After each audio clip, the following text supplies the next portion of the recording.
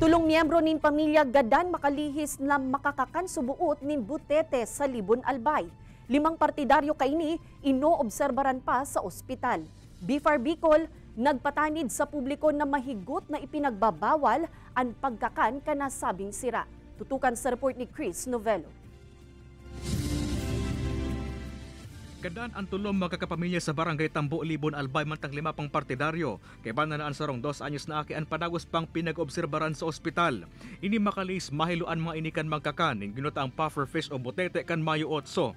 Susog sa RHU kan Libon nakapurot subot ang saro sa binawiin nin buhay nin butete sa gilid kan kadagatan natulos kay niluto para sa pangugtuhan kan magpapartidaryo.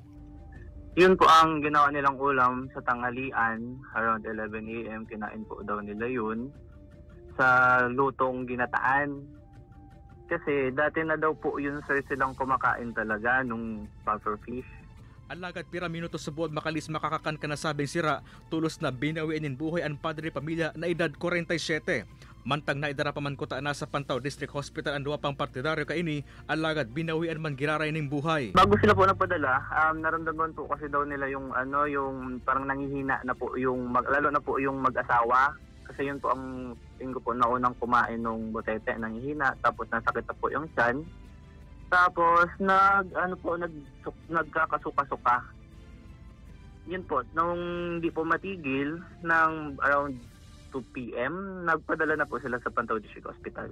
Susog sa BFAR Bicol, may permanenteng pagbabawal sa pagpapabakal, distribution as in pagkakan kanuno man na klase ng puffer fish, maparo man ini o processed, susog sa Fisheries Administrative Order 249. Minuto lang sabot makalis makakakan ka nasabing sira, pwedeng ma-experiencean ang pangungulog nin tulak, pagkaparalisa, pagpiot kan daghan, pagbaba kan blood pressure na pwede magresulta sa pagkagadan. Ang puffer fish, igwa siyang talagang lethal ang sa iyang poison.